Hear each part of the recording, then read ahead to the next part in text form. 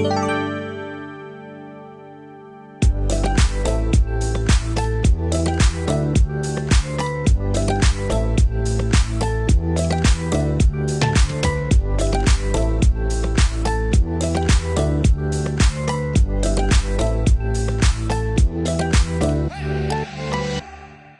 troviamo nel museo della Casa Clautana, nel comune di Claut, e questo museo è dedicato al lavoro della donna, perché queste donne dalla primavera all'autunno rimanevano in casa da sole facendo tutti i numerosi lavori manuali che c'erano da fare. Gli uomini andavano o all'estero o nella malga oppure nel bosco. Quando rientravano alla fine dell'autunno lavoravano in legno, facevano tutti gli oggetti di legno che queste donne in primavera e qualcuno anche in autunno andavano in giro per mezza Italia a piedi e li vendevano. Non prendevano soldi queste donne, ma barattavano, cercavano il sale, perché era una cosa essenziale per la conservazione del cibo, in quanto il cibo si conservava o salato o affumicato. Nel Friuli venivano chiamate sedonere, perché nel nostro dialetto il cucchiaio è al femminile la sedon, e da ciò deriva questo nome, la sedonera.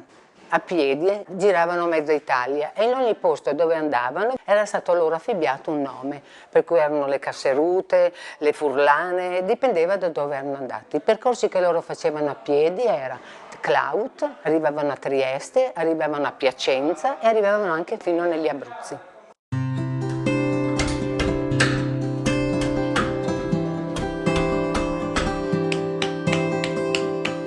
Cosa sta facendo? Sto scavando questo cucchiaio, viene lisciato qua.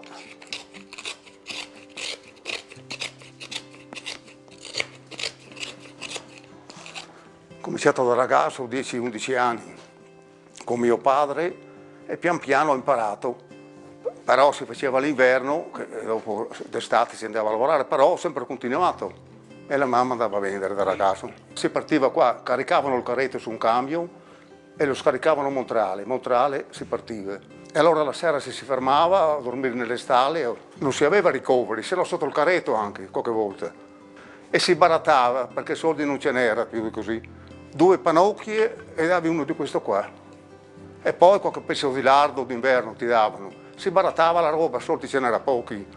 Quali altri manufatti facevate? No, allora era a gruppi, chi faceva i cucchiai, chi facevano queste cose qua, chi facevano sul torno qua la gente, non era tutti che facevano cucchiai. Io ho fatto sempre cucchiai, ma neanche queste qua, qualche volta quando serviva. Quel giorno che ero io facevano tutte queste piccole qua, la gran parte, cucchiaini così. Primi del 60 ci facevano fare questi cucchiai piccoli qua, più larghi il peso qua, che andavano nelle calceri e nei manicomi, mi dispiace dire, ma era così. 100 al giorno di questi piccoli qua, però c'era un signore che faceva 100 di questi qua. Ma dalla mattina alle 5 e fino a mezzanotte, comunque 100 al giorno, era famoso. Il sistema era la velocità. Se ne facevi 3 al giorno, il capofamiglia si prendeva solo il tabacco.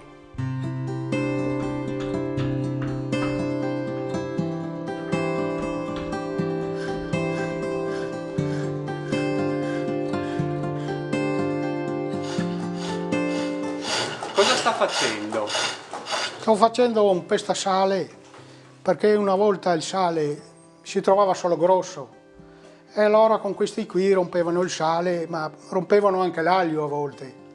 C'è questo qui che serviva per battere il sale dentro. Un mortaio? Un mortaio, sì.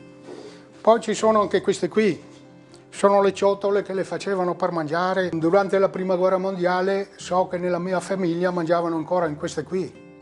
E dove hai imparato a lavorare al tornio? Ho imparato, era mio papà che era specialista a fare questi lavori qua e io ho cominciato quando avevo 10 anni e mi piaceva, insomma. Perché è stato sostituito il legno dalla ceramica? Perché è più facile lavarla, no? Invece questi qui a lavarli bisogna mangiare, poi lavarli e asciugarli subito, perché se rimangono una settimana senza adoperarli fanno un po' di muffa, no?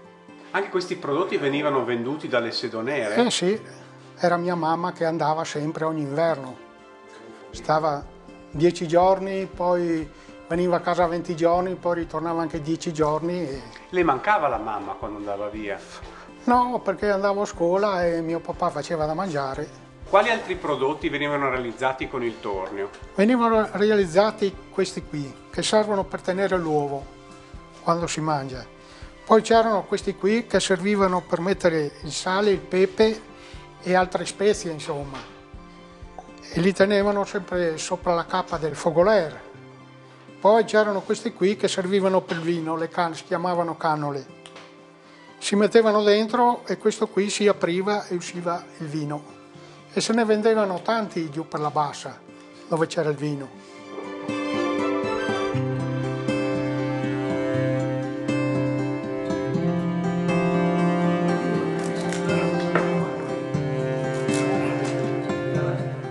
Ho imparato in casa da mio padre e mio zio. Io abito in una frazione qui vicino, Pinedo, e si faceva tutti i cesti. Come si realizza un cesto? Beh, bisogna raccogliere tutto il materiale nel periodo dell'anno. Si comincia con i vimini, questi si fanno in aprile che si sbuccia bene la scorza d'attorno. E poi si fanno quelli neri, si fanno adesso in settembre, e si lascia la scorza. Poi sono queste che sono in abete. Cosa sono quelle? È il telaio, diciamo, del cesto. Vanno bagnate perché se no si rompono quando si gira il cesto, si dà la forma, bisogna bagnarli, se non si rompono. Anche questi bisogna bagnarli tutti, un giorno prima. Quanto si sta a realizzare un cesto? Un giorno col materiale pronto, insomma.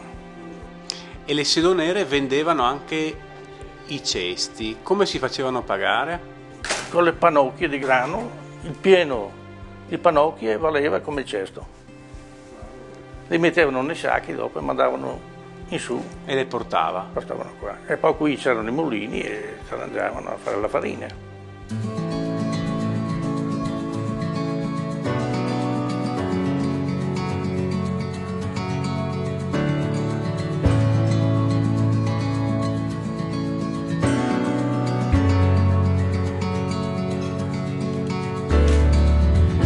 Lei cosa realizza? Sto facendo un camoscio su un manico grezzo.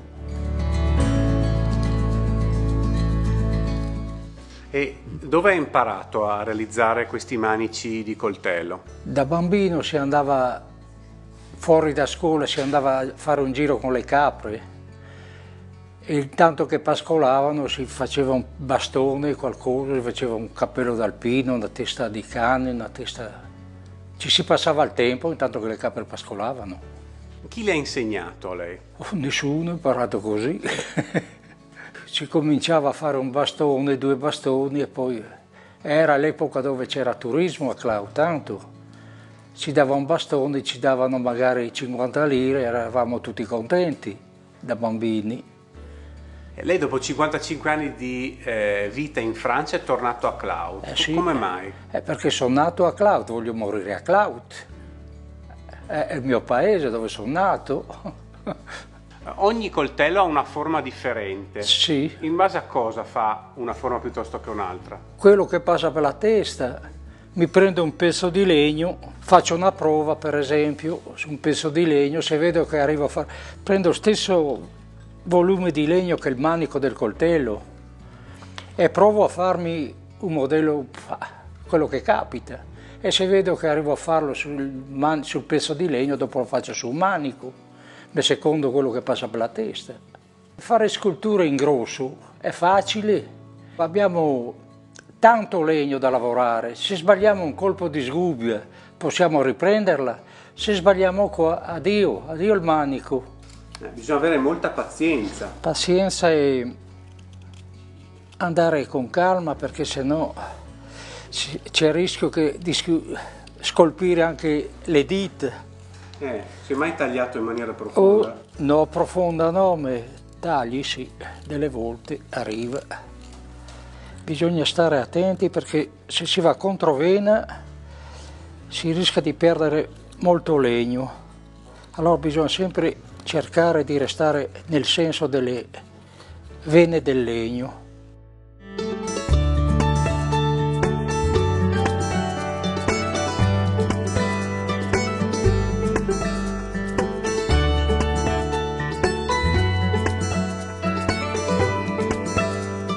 come mai si è messo a creare delle stele alpine? Beh, io lavoravo legno, facevo il cedoniere da piccolo con mio papà, mi ha insegnato, poi sono andato via a Torino. Quando sono andato in pensione mi sono messo a lavorare di nuovo il legno, però visto che ce n'era tanti che facevano legno mi sono specializzato a fare fiori. Ho fatto stelle alpine, ciclamini, genziane faccio, margherite. Sono difficili da realizzare? No, abbastanza facile. È che non c'è nessuno che vuole imparare. Ho insegnato a 2 o 3 persone qui a Cloud. A lei chi ha insegnato? Sono andato giù in Andres, c'era uno della Molascia, non di Andres. Ho imparato da lui, Albino si chiamava. Qui a Cloud facevano una manifestazione, Arte e Sapore si chiamava, parlo di 20 anni fa circa. Lì venivano su tutti quelli della Valcellina che lavoravano in legno, così, e ho imparato da lui a fare la stella alpina. Poi io mi sono specializzato, ho fatto stelle alpine, ciclamini, genziane, tutto.